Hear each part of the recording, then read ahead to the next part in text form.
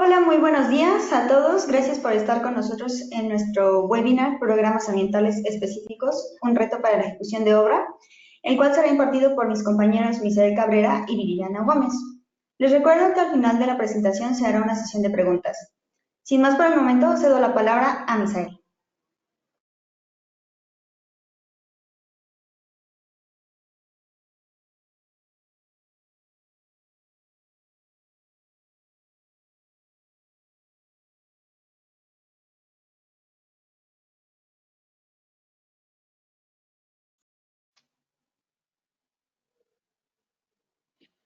¿Qué tal? Buenos días. Buenos días a todos. Gracias por su asistencia.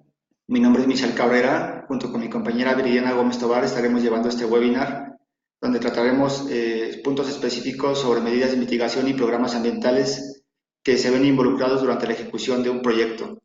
Llámese cual sea, estamos tratando de involucrar los que tienen mayor conflicto durante el avance de una obra. Espero que sea de su agrado.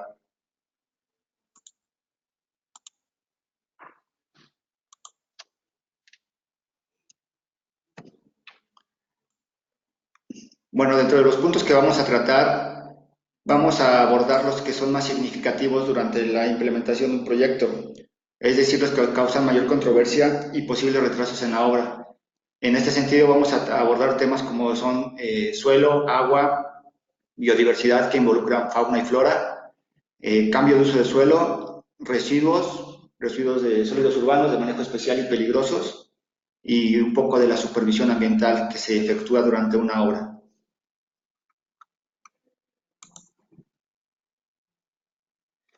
Bueno, a manera de antecedentes, recordemos que en el caso de que un proyecto cualquiera que sea, de cualquier tipo de infraestructura que sea sometido a evaluación de impacto ambiental y en temas forestales, debe de ser evaluado por la autoridad correspondiente. En caso de que se tenga un resolutivo probatorio, se tendrán que dar cumplimientos a los términos y condicionantes establecidos en el mismo.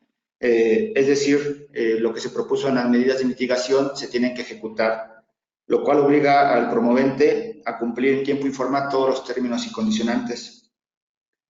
Recordemos que los programas ambientales específicos y las medidas de mitigación son el resultado de una propuesta en los estudios en materia de impacto ambiental y en materia forestal, los cuales deberán ser ejecutados tal cual se comprometieron durante la elaboración de los estudios.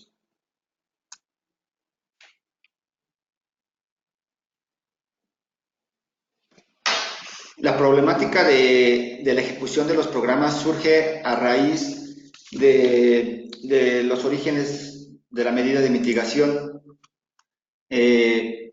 Lo que sucede es que de repente el consultor no tiene una interacción constante con el promovente, no existe una sinergia durante la elaboración de los mismos.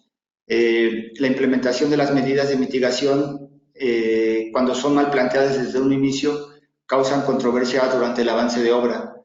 Recordemos que si nosotros planteamos una medida de mitigación que no es lo más realista o lo más acertada a un proyecto, puede causar conflicto durante la ejecución.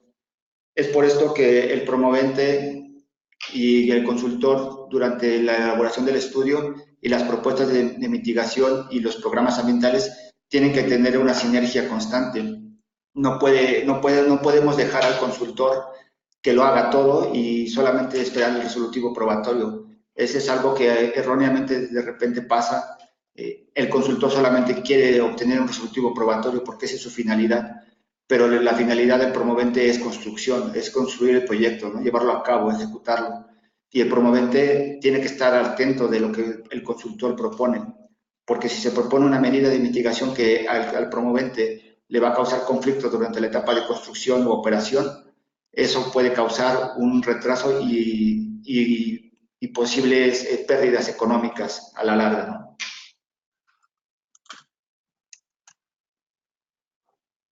¿Por qué se proponen las medidas de mitigación? Bueno, de manera general les voy a poner dos ejemplos. Uno es la Ley General de Desarrollo Forestal Sustentable y otro es la Ley GEPA.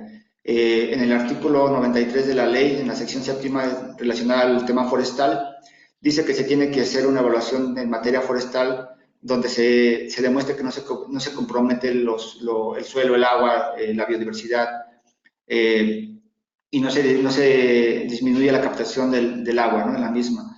Sin embargo, también te pone un candado que dice que tienes que proponer programas específicos como son el rescate de flora y fauna y su adaptación. Sin embargo, en ningún momento te pide que tengas que hacer una reforestación. Esto va después, cuando tú haces el pago al fondo forestal. Un error constante que se presenta aquí es que se propone reforestar una superficie para poder justificar de cierta manera esos preceptos normativos, ¿no?, que son suelo y agua y un poco de biodiversidad. Sin embargo, existen otras obras de conservación de suelos y captación de agua que que se pueden proponer para mitigar estos impactos ambientales y que pueden ser benéficos para el proyecto.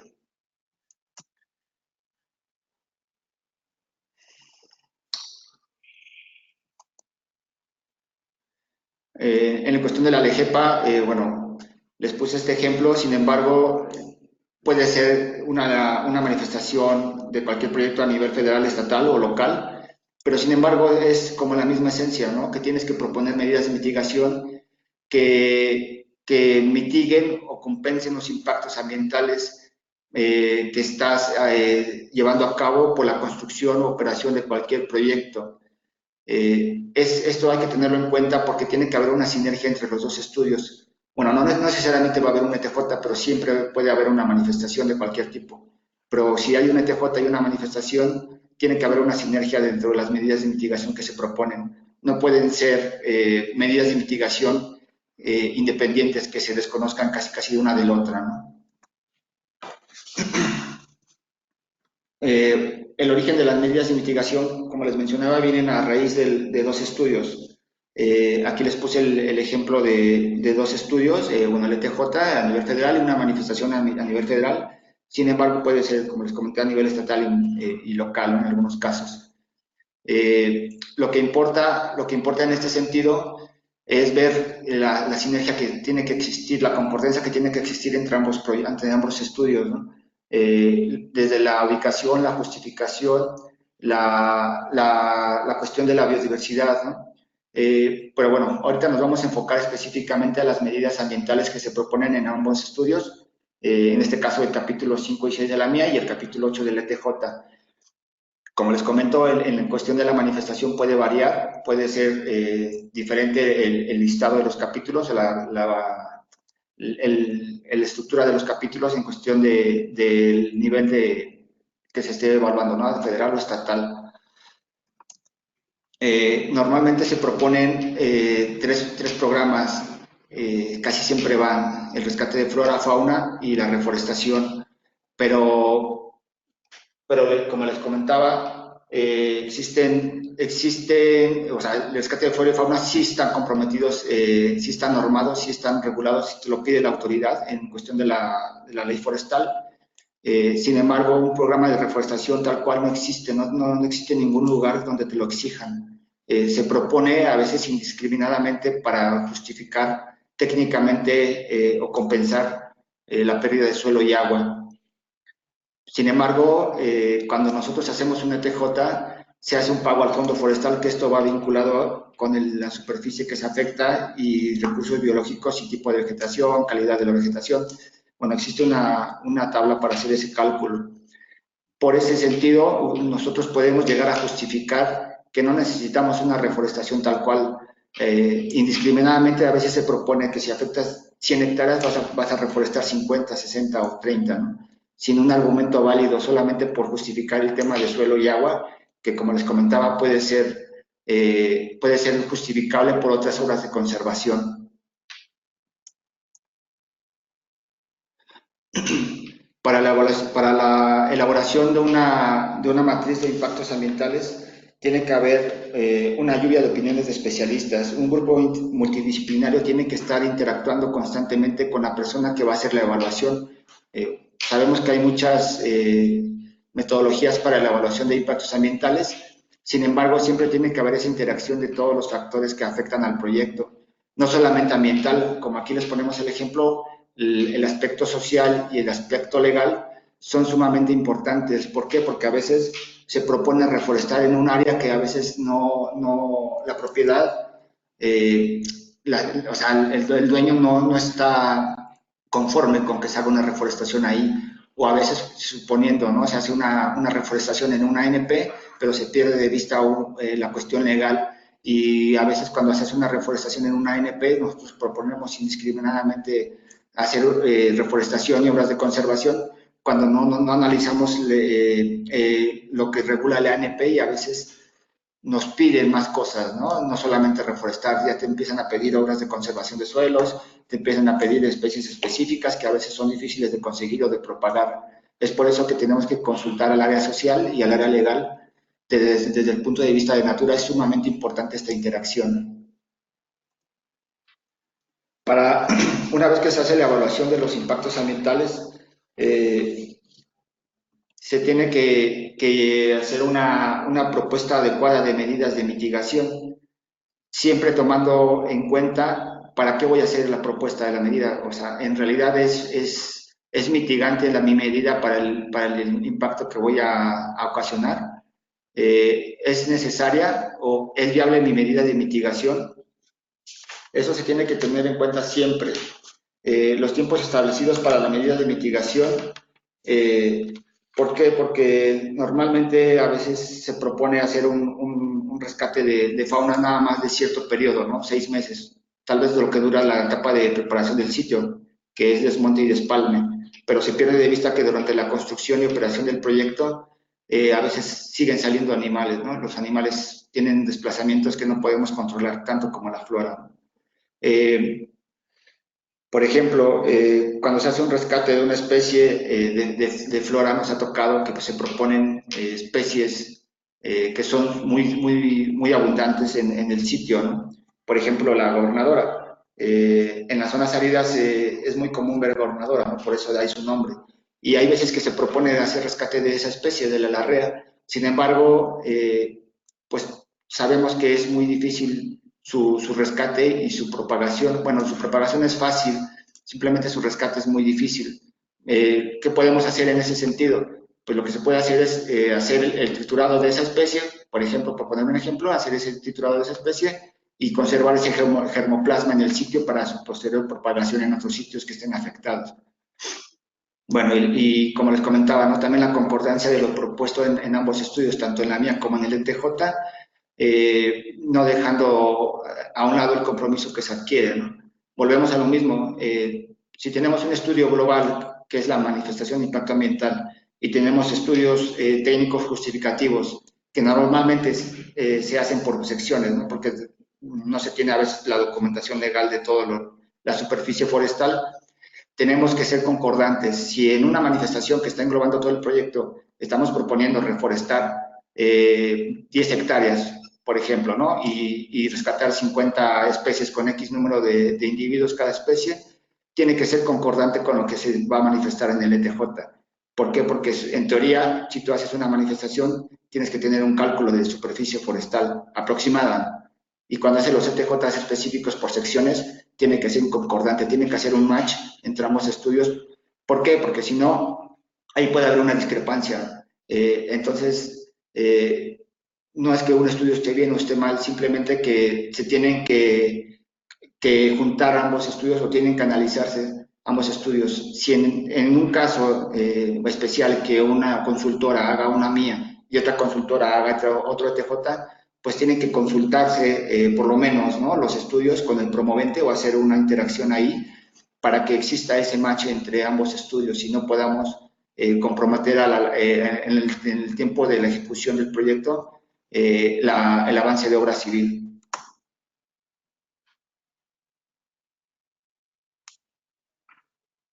Bueno, lo que les comentaba aquí, a manera de ejemplo, les pongo un término de un oficio resolutivo.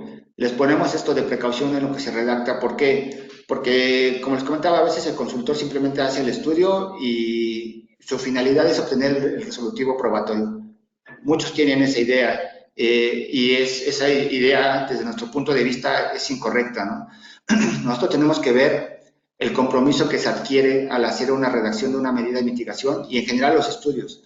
¿Por qué? Porque aquí a quien nosotros comprometemos es el promovente, ¿no? Aquí, de manera de ejemplo, les pongo, ¿no? En el término 2 de un oficio resolutivo en materia de impacto ambiental dice que tendrá que cumplir con todas las medidas de control, prevención y mitigación que se propusieron en el estudio y los que asigna la autoridad, ¿no?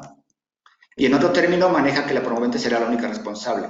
Entonces, aquí es donde el promovente también tiene que ver, ¿no? Estar totalmente empapado de lo que se está haciendo en el estudio, lo que se está proponiendo, porque esto, al final del día, si no lo revisa y nada más lo que necesitamos es el documento, le puede causar problema al momento de la ejecución del proyecto.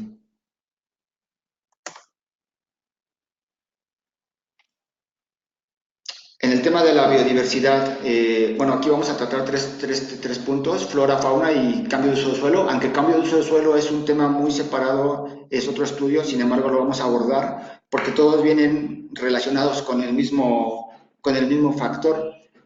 Una correcta delimitación de la vegetación forestal te va a dar un adecuado número de individuos de rescate de flora que vas a tener que hacer, tanto de individuos como de especies. En rescate de fauna, bueno, podemos hacer una estimación de individuos, sin embargo, eso es variable, ¿no? Eso va a cambiar conforme vaya transcurriendo la obra. Y bueno, relacionado al tema de cambios de suelo, simplemente si hacemos una delimitación errónea de superficie forestal, pues lo que involucra desde el punto de vista económico es un pago al fondo forestal, es sobreestimado o subestimado, y en el peor de los casos es que se delimite una superficie forestal que no lo es, o viceversa, ¿no? Que se diga que no es forestal cuando sí es forestal. A manera de ejemplo les ponemos estas dos imágenes. En diferentes estudios se pusieron que era vegetación forestal y en otro que no era vegetación forestal. Sin embargo, son el mismo tipo de ecosistema, sí, con densidades diferentes, pero las especies son las mismas. Podemos ver ahí, ¿no? Claramente sí existen claros, pero conserva esa esencia de vegetación forestal, ¿no? Que marca la ley. Entonces, aquí es muy importante no hacer una correcta delimitación desde que se va a campo, ¿no?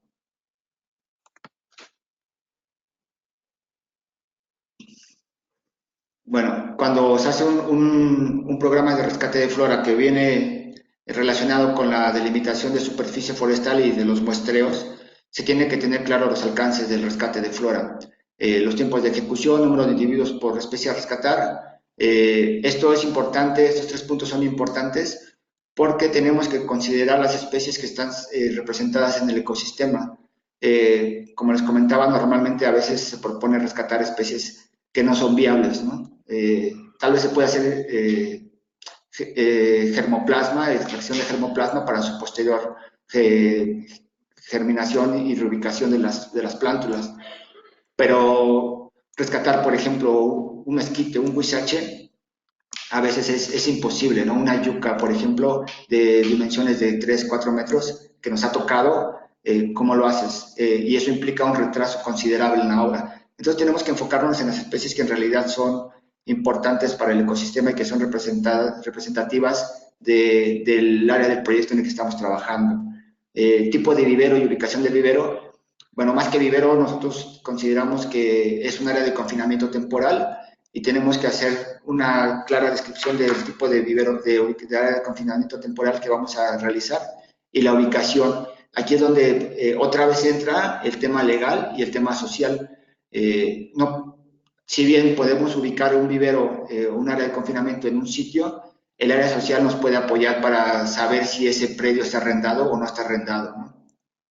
Aunque eso es el menor de los problemas, ¿no? El área de confinamiento temporal se puede reubicar, se mete un oficio de consideración de ubicación de vivero a Semarnat y pues no pasa más que te den una respuesta favorable, ¿no? Claro, haciendo un argumento técnico el por qué. Y bueno, volvemos a lo mismo, ¿no? Propuesta de superficie a reubicar. Si bien tenemos que hacer una propuesta dentro del programa, esta puede que no sea la definitiva y se puede meter a consideración. Sin embargo, volvemos a lo mismo con el tema social y el tema legal, a los cuales tenemos que consultar, claro, teniendo la interacción con el promovente, ¿no? Dentro de los aspectos de ejecución de obra, dentro del rescate de flora, tenemos que anticipar cualquier eventualidad, es decir, si puede caernos plagas, si va a haber una lluvia, si nos va a inundar el vivero, si el vivero que tenemos está en una zona inundable, pues tenemos que reubicarlo. Ese tipo de cosas tenemos que prevenirlas para evitar retrasos y posible mortandad de nuestras especies que se van a rescatar y reubicar. Y bueno, al final tenemos que tener un plan emergente, ¿no? Un plan emergente que qué vamos a hacer si nuestras plantas les cae una plaga y en casos muy extremos se mueren, ¿no? En el tema de rescate de fauna, pues bueno, esto es muy similar al tema de flora. Tenemos que tener claros los alcances, el tiempo de ejecución, como les comentaba, tenemos que ver cuánto va a durar el proyecto, las especies que vamos a rescatar, la reubicación de las especies, en dónde lo vamos a hacer. Aquí entra otra vez el tema social y la interacción con el especialista en fauna. Tenemos que hacer un mapeo de dónde vamos a reubicarlos. No podemos reubicar serpientes o especies venenosas cerca de poblaciones, o en su defecto no podemos ubicar estas mismas especies en donde hay ganado, ¿verdad? Puede ser un factor de riesgo para la población y para los mismos técnicos que estén haciendo el rescate. Y bueno, dentro de la ejecución de la obra siempre tenemos que tener un plan emergente, rutas de salida, hospitales más cercanos para el tema de las especies de importancia médica. Esto y bueno, y contar con los fagoterápicos necesarios para el caso del accidente ofídico.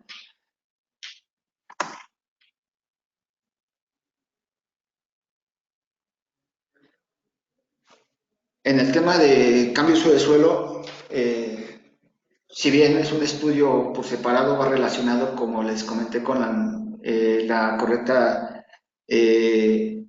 delimitación de los polígonos forestales.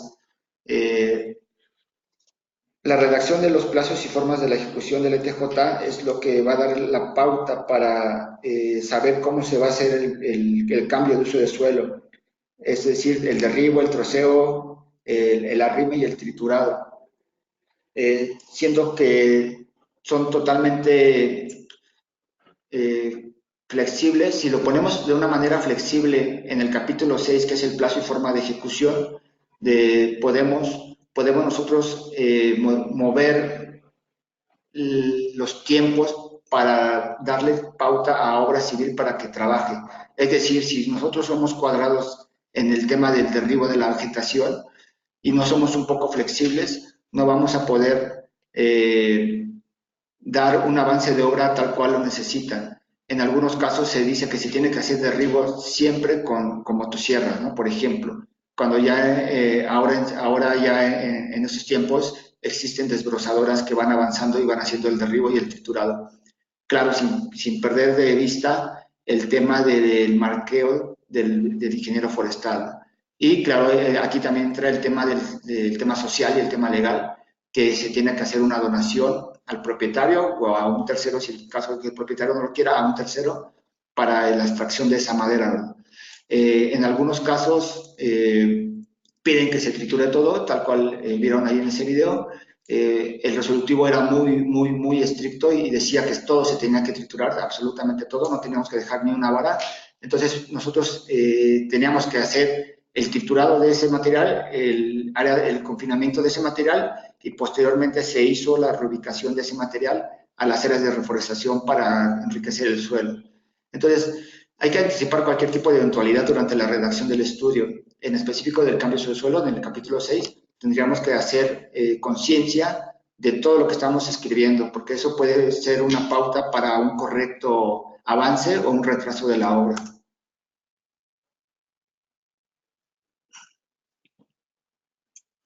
Bueno, el tema de reforestación, como les comentaba, lo relacionan un poco en todos los casos o la mayoría de los casos con la conservación del suelo y captación de agua. La reforestación normalmente se propone para compensar, sin embargo, los consultores lo proponen indiscriminadamente para justificar la pérdida de estos factores. Debemos de ser conscientes al momento de hacer una propuesta de reforestación. No digo que no se haga así, si se puede hacer, que se haga, pero hay que ser conscientes, ¿no? Se pueden mezclar varias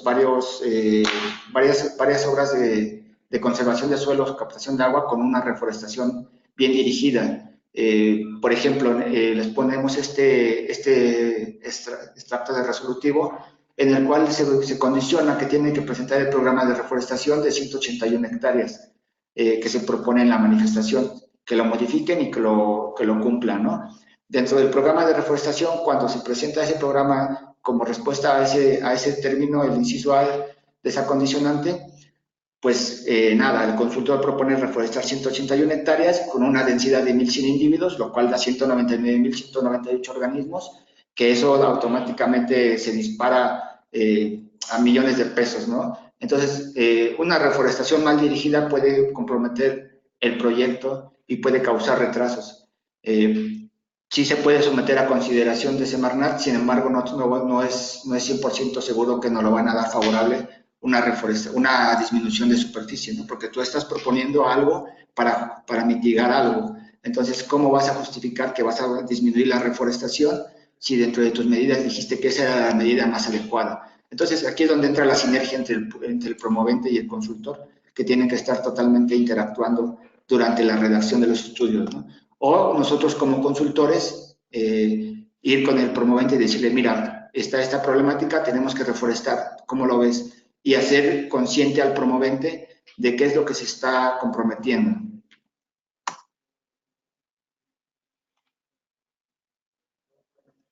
Otro ejemplo, tenemos un proyecto en el norte del país. Como pueden ver, ese mapa es sumamente árido, es una zona árida. De hecho, esa vegetación que se delimitó ahí eran pequeños manchones de vegetación, de especies arbustivas principalmente. Dentro de la propuesta para hacer la conservación de suelo y agua, se propusieron obras como son las zanjas trinchera. Las zanjas trinchera se propusieron a lo largo de todo el proyecto y se propusieron un total de 289 zanjas trinchera.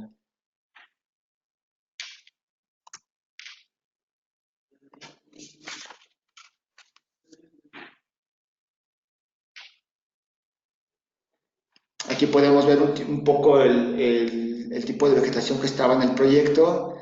Podemos ver que el suelo es sumamente pobre. Me atrevería a decir que no existe. Solamente abajo de las gobernadoras es donde existe materia orgánica.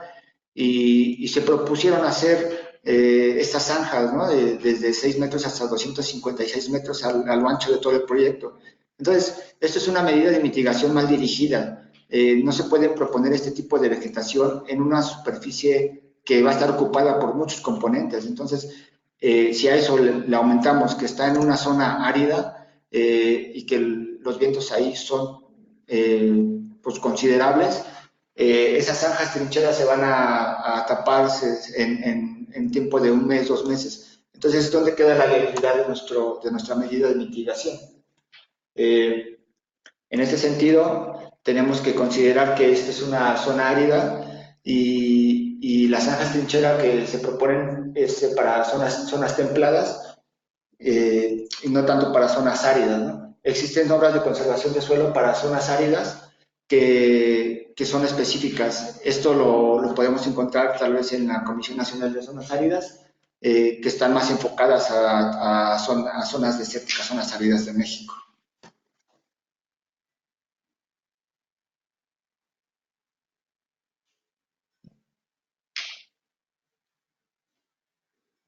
Bueno, a continuación va a seguir el webinar de nuestra compañera Viridiana Gómez Tobar. Ella es especialista en gestión e impacto ambiental.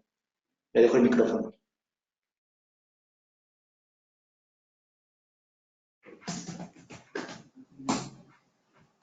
Buenos días, mi nombre es Viridiana Gómez Tobar y pertenezco a la Dirección de Obras de Natura EST. Y bueno, seguimos con el webinar.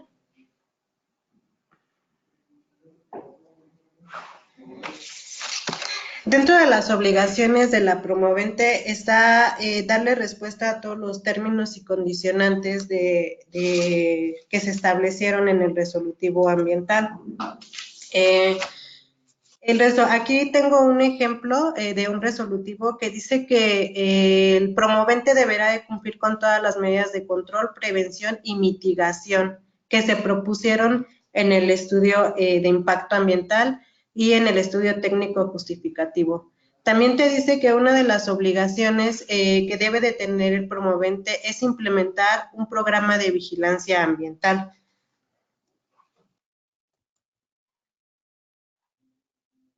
Siguiente.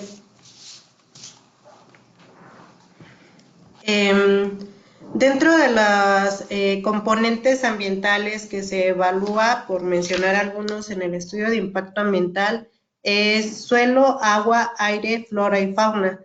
Se identifican los factores, los escenarios previos a la aplicación de las medidas y los escenarios considerando las medidas.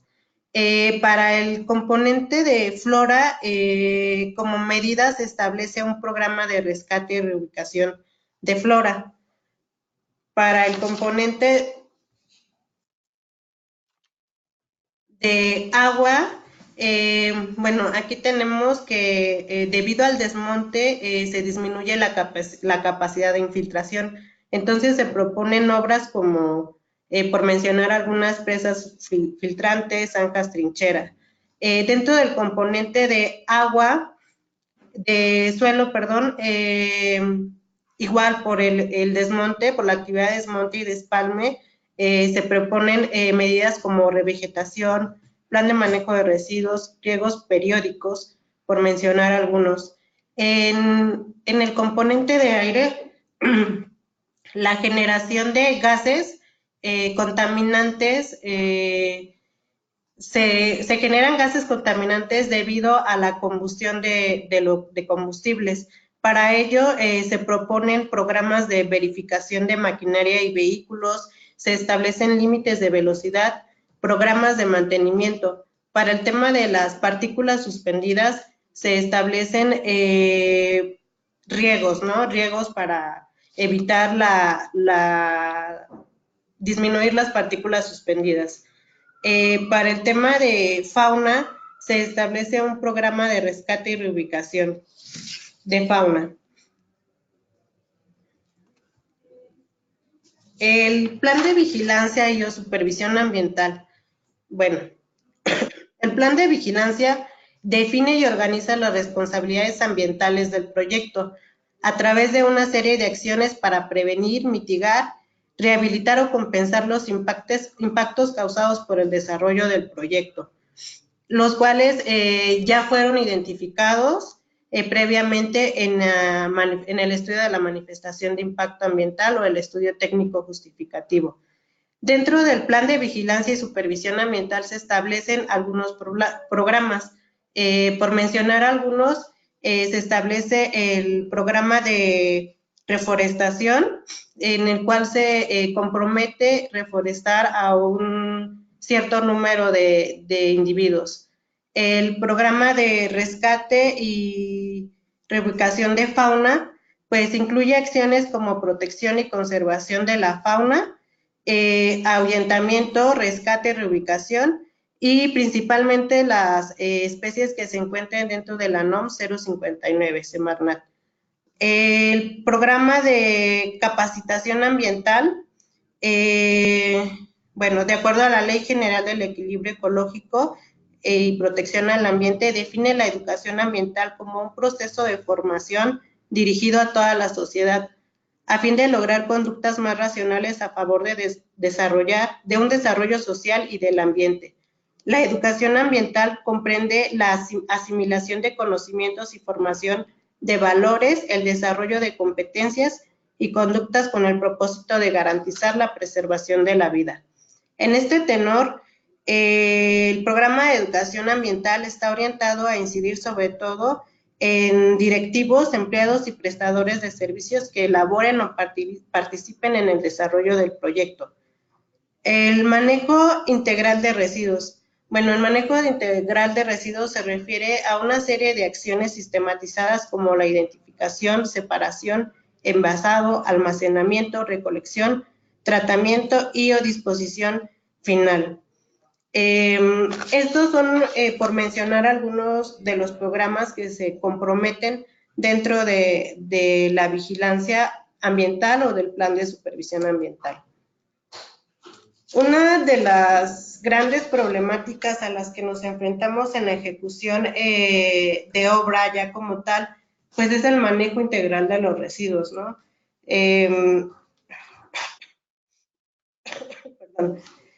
Uno de los principales objetivos del manejo integral de residuos es que los generadores adquieran una conciencia de las implicaciones jurídicas, administrativas y técnicas que conlleva generarlos. Con ello se espera la puesta en marcha de acciones tendientes a la reducción, separación, valorización de los mismos para su minimización y un manejo medioambiental. En el peor de los casos, si el promovente no tuviera un buen manejo integral de los residuos, pues desde el punto de vista administrativo traería como consecuencia que la autoridad ambiental imponga sanciones administrativas a los responsables, tales como la clausura temporal o definitiva, total o parcial, la suspensión o revocación de las autorizaciones. En este tenor, los residuos se clasifican de tres formas. Residuos peligrosos, que son de acuerdo al artículo 5, fracción 6 de la Ley GPGIR, competen a la Federación. Los residuos de manejo especial, de acuerdo al artículo 7, competen al Estado, y los residuos sólidos urbanos, de acuerdo al artículo 8, competen al municipio. Dentro de las acciones o de lo que se tiene que verificar en el manejo integral de los residuos son dos puntos fundamentales. Uno es la parte documental y la parte operativa. Dentro de la parte documental tenemos que cumplir con una serie de requisitos, como es el registro como generador, la clasificación, tener el control mediante una bitácora de los residuos, tener los manifiestos de entrega, transporte y recepción de residuos, y que los prestadores de servicios cuenten con sus autorizaciones y o permisos vigentes y autorizadas por la autoridad ambiental, en este caso la Secretaría de Medio Ambiente.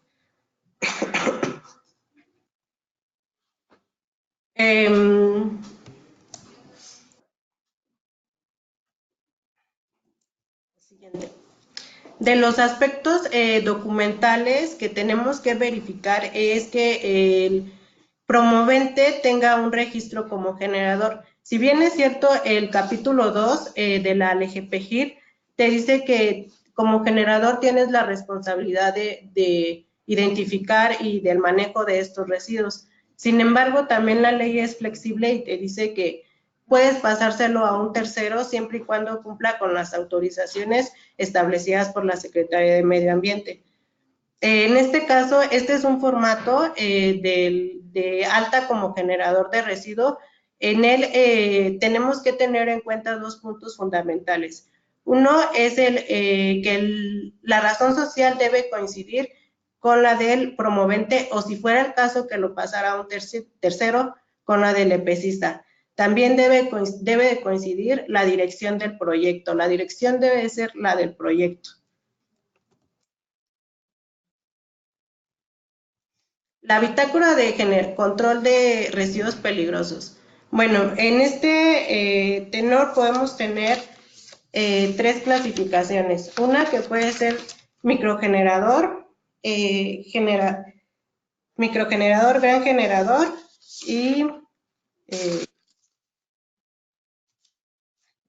generador. Bueno, la bitácora, de acuerdo al artículo 47 de la Ley GPGIR, debe de cumplir con una serie de requisitos, que es el nombre del residuo, las características CRETIV, el área de proceso de generación, el almacenamiento, de dónde lo estás almacenando, su fecha de ingreso y la fecha de salida. El almacenamiento de los residuos peligrosos solamente debe, de acuerdo a la ley, debe de ser por 6 meses. El manejo la fase de manejo siguiente a la salida, es decir, ¿Qué disposición final tuvieron estos residuos? Puede ser coprocesamiento, proceso bioquímico, incineración, etcétera, ¿no? Y debes de integrar los números de autorizaciones y o permisos de acuerdo a la legislación. Otro de los aspectos fundamentales que tenemos que verificar en el manejo de los residuos son los manifiestos. El manifiesto se compone por 3 partes, generador, transportista y destinatario. Este manifiesto debe de coincidir con el alta de residuos que dio el generador. El transportista debe de tener las autorizaciones vigentes ante la Secretaría de Comunicaciones y Transporte como transportista de residuos peligrosos y ante la Secretaría de Medio Ambiente. Y el destinatario debe de tener su autorización para la disposición que se le va a dar, ¿no? Ya, por mencionar algunas, puede ser coprocesamiento, tratamiento físico-químico, almacenamiento, incineración. De los prestadores de servicios y licencias, de los prestadores de servicios deben de tener sus licencias y autorizaciones. Estas se las otorga la Secretaría de Medio Ambiente.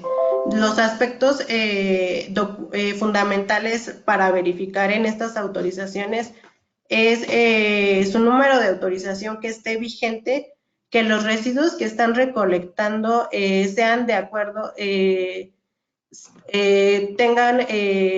coincidan con los residuos que tiene de alta el generador y la vigencia, ¿no? Que estén actuales.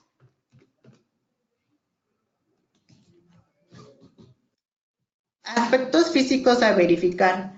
De acuerdo al artículo 40 y 41 de la LGPGIR, los generadores de residuos y los gestores de este tipo deberán manejarlos de manera segura y ambientalmente adecuado conforme al manejo de esta ley. Bueno, de acuerdo a estos artículos se subdivide de las siguientes fases.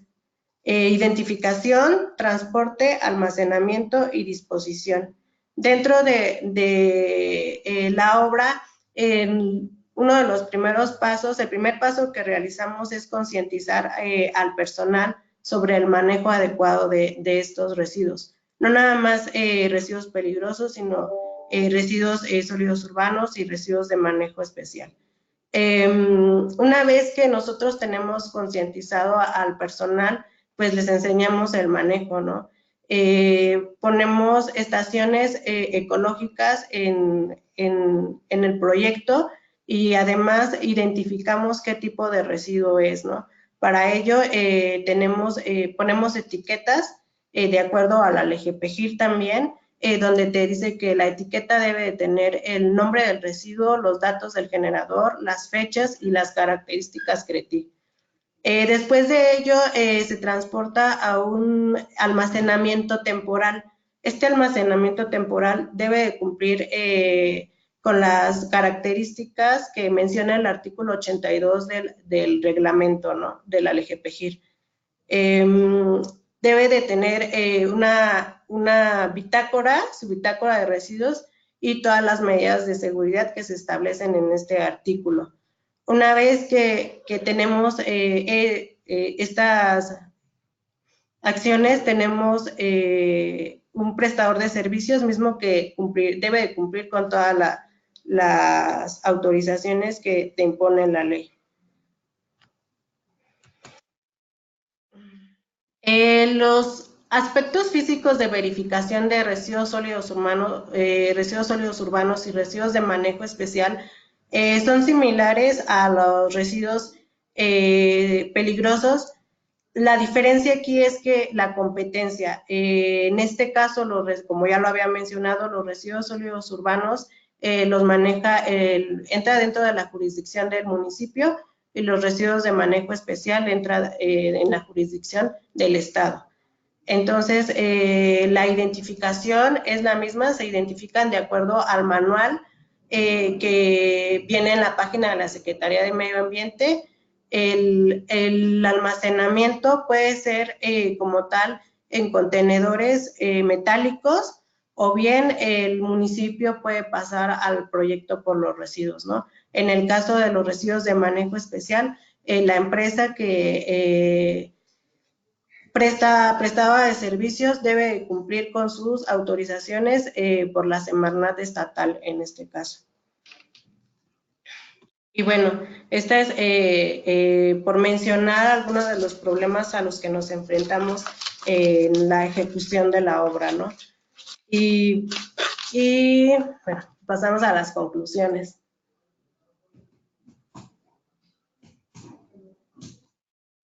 Bueno, como conclusiones generales tenemos de este pequeño webinar 4.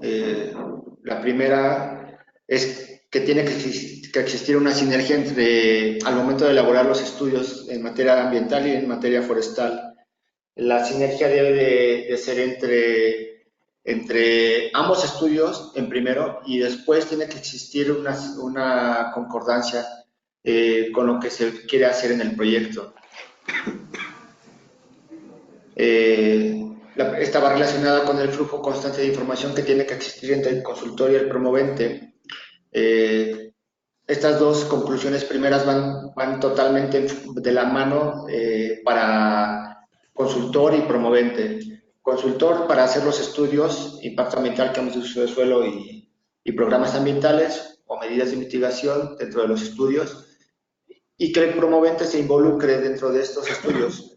Entendemos que el promovente, pues lo que hace al contratar un consultor, pues confía en ellos porque son los especialistas. Sin embargo, el promovente debe de estar siempre atento de lo que se hace en los estudios para que al final no exista un retraso en el proyecto y puedan causar conflictos durante la ejecución del mismo. Como bien lo mencionó mi compañero Misael, una de las conclusiones es proponer medidas apegadas a las necesidades reales del proyecto. Misael les mencionó una serie de ejemplos como el proponer áreas de reforestación no viables con el proyecto, o bien el ejemplo de la gobernadora, ¿no? El rescate no es tan viable para la ejecución del proyecto y para el promovente. Otra de las conclusiones es ejecutar correctamente los compromisos establecidos en los resolutivos. Si desde un inicio ejecutamos como tal los compromisos que se establecieron, no vamos a tener, vamos a tener problemas, pero no van a ser tan significativos como si no llevamos el manejo adecuado de estas medidas. Y bueno, les agradecemos el que hayan estado acompañándonos en nuestro webinar. Les dejamos nuestras redes sociales y si tienen preguntas, con todo gusto las resolvemos. Sí, estuvieron haciendo algunas preguntas durante la presentación, entonces ahí les van las primeras. ¿Qué se recomienda una vez extraídas las plantas? Ejemplo, las cactáceas, la reubicación inmediatamente o tenerlas en cuarentena. ¿Puede repetir la pregunta, Pau, por favor? Ajá. ¿Qué se recomienda una vez extraídas las plantas? Ejemplo, cactáceas, la reubicación inmediatamente o tenerlas en cuarentena. No, depende la especie. Lo que pasa es que las cactáceas son muy resistentes y si bien se podían reubicar de manera inmediata, sin embargo tenemos que tener un control de que esas plantas que estamos rescatando no presenten plagas o enfermedades. Tenemos que tenerlas cierto tiempo en vivero para monitorearlas y hacerles su adecuado transporte a la zona de reubicación. Aparte, tenemos que considerar que al momento de rescatarlas, algunas plantas, algunos organismos se dañan.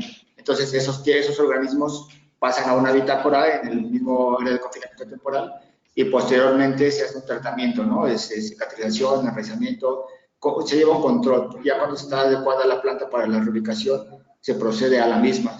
Antes no. Ok, vale. Otra pregunta. ¿Cómo se determina con base a qué los sitios de reubicación de fauna? ¿Cómo que, perdón? ¿Cómo se determina con base a qué los sitios de reubicación de fauna? Bueno, los sitios de reubicación de fauna se tienen que proponer primero como por grupos taxonómicos. No es lo mismo reubicar a reptiles en un sitio que a mamíferos medianos y pequeños. Tenemos que hacer se hace una propuesta en el estudio. Sin embargo, durante la ejecución del proyecto ya en sitio se hace una evaluación de esas superficies y se ve si es viable. Se tienen que considerar aspectos desde la biología de la especie hasta los posibles conflictos que se puedan generar dentro del área social o las poblaciones que estén alrededor. Okay. Referente al rescate de fauna en proyectos en zonas dominados por los grupos delincuenciarios, aunque se propongan zonas que se encuentren fuera de las áreas cercanas a las comunidades, no es posible llegar a las áreas propuestas y la reubicación se ejerce en los límites del proyecto. En estos casos, ¿qué es lo que se recomienda?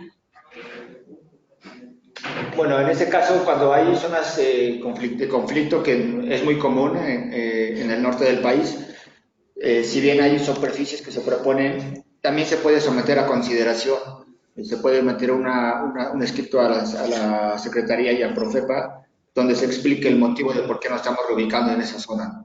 Eso es totalmente válido y nos ha tocado muchas veces y la autoridad lo comprende. Okay. ¿Cómo llevaste a cabo el cálculo de infiltración del suelo? ¿El cambio de infiltración de suelo? Uh-huh. Bueno, eso no existe, eso no existe, es pérdida de suelo. No, es Eh, ¿cómo se llevaste a cabo el cálculo de infiltración del suelo? No cambio.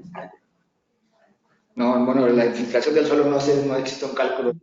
Es la pérdida de suelo y es por la ecuación universal de pérdida de suelo desde el punto de vista hídrico y también para hacer el cálculo eólico.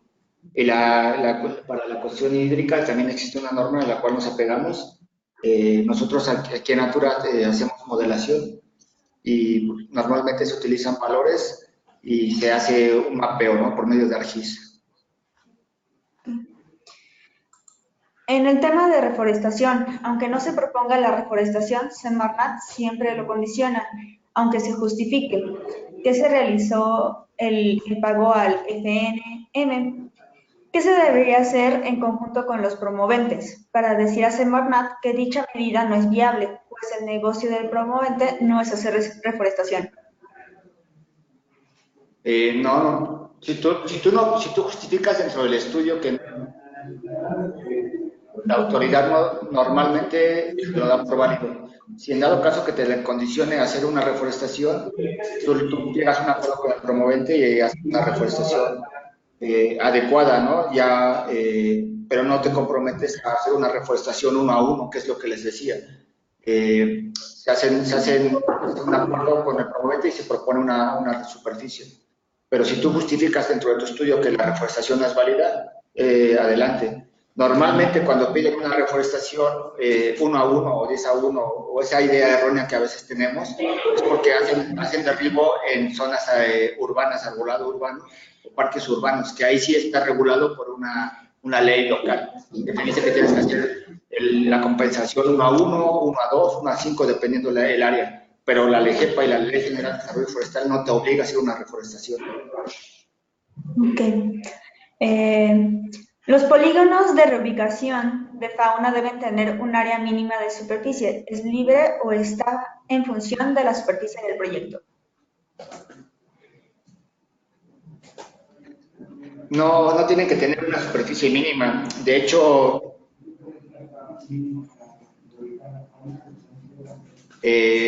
hacer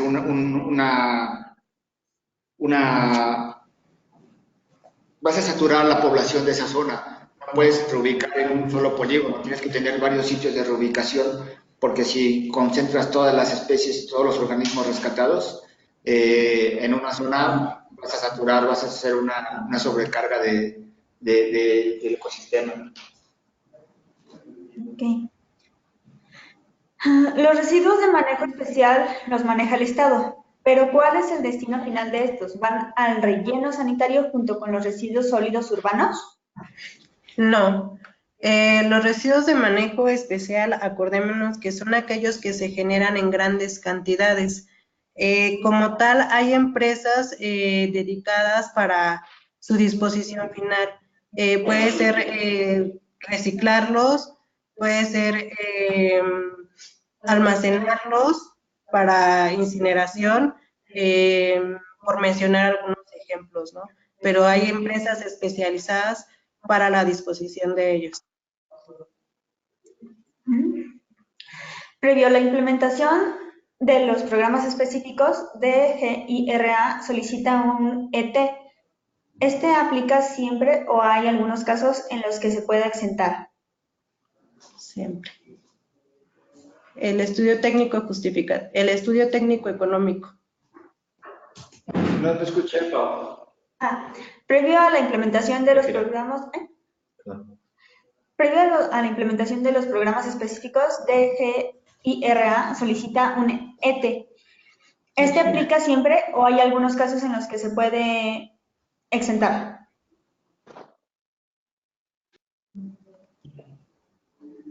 No se exenta el estudio técnico económico, acordémonos que es una condicionante de la autoridad y es un seguro, ¿no? Un seguro que la autoridad nos pide para cualquier incidente ambiental o accidente que pudiera haber durante la ejecución de la obra. Dicen... entonces, la ley forestal no solicita la reforestación necesariamente para en este caso, si en el resolutivo lo pide o exige, ¿qué procede? Si el resolutivo lo pide, tienes que así proponer una reforestación, pero dentro del estudio no te obliga a proponer un programa de reforestación, lo que sí te obliga a hacer un programa de rescate de flora y fauna. Es lo que les comentaba, erróneamente se propone una reforestación para justificar técnicamente que nuestro proyecto es viable.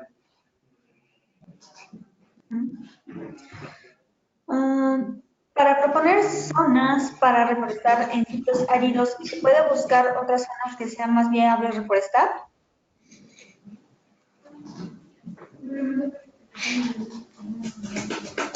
No te escuchamos. Para proponer zonas para reforestar en sitios áridos, ¿se puede buscar otras zonas que sea más viable reforestar? Entiendo que la pregunta es si estamos proponiendo una superficie y cambiarla.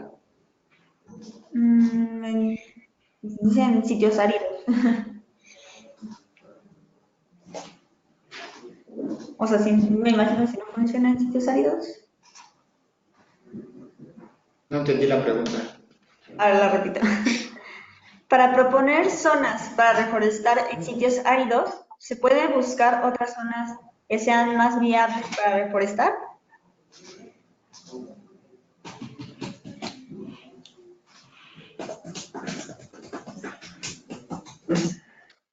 Es que creo que no está bien formulada la pregunta, pero sí se pueden. De hecho, en Natura hemos propuesto otras zonas para reforestar que cumplan de acuerdo a la CONAFOR, ¿no? Es decir, que sean áreas degradadas que puedan enriquecer la zona. Ok, entiendo que si tú propones una superficie y la quieres cambiar, ¿sí es viable? Sí es viable, sí es viable totalmente. Siempre y cuando no disminuyas la superficie y las características sean las mismas. Y tengamos en cuenta que por eso se delimita un sistema ambiental regional y una microcuenca hidrológico forestal. Tu reforestación tiene que ser dentro de estas superficies de análisis porque es donde tienes interacción con el proyecto. Ok. Para el caso de los residuos de manejo especial, ¿siempre se debe obtener los registros de manejo que pide las secretarías ambientales estatales?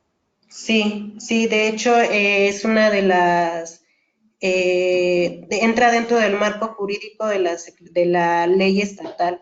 El prestador de servicios debe de cumplir con su registro que le pide la misma secretaría. Sí, es de ley. Okay. En cuanto al rescate de fauna, ¿cómo decides la reubicación de especies que son presa o depredador para mantener el equilibrio ecosistémico?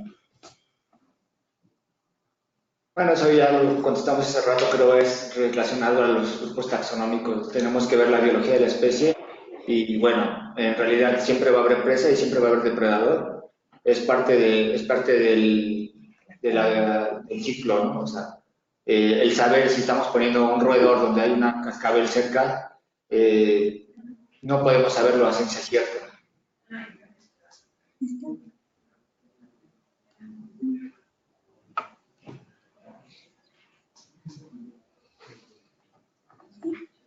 La reforestación tiene que ser dentro del SAR, ¿no? No te puedes salir de tu sistema.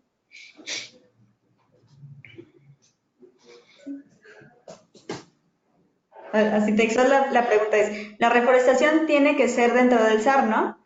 Todo puede salir de tu... no te puedes salir de tu sistema. No. Sí.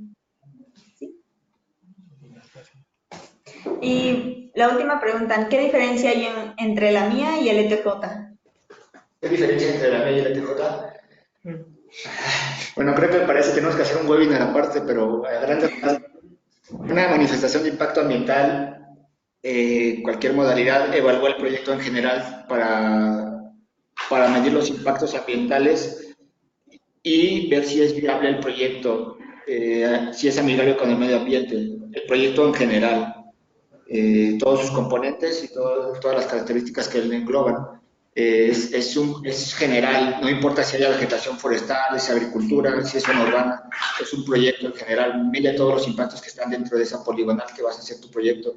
El ETJ específicamente solamente se enfoca a la superficie forestal.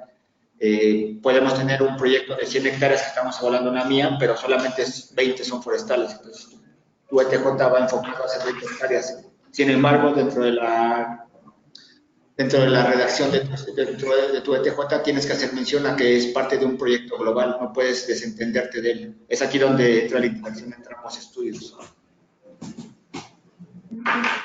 Bueno, hasta ahorita han sido todas las preguntas. Si los asistentes tienen más, pueden hacernos llegar a nuestro correo de contacto. Y pues muchas gracias a todos por haber asistido y los esperamos próximamente en nuestros webinars del año que viene. Gracias. Gracias.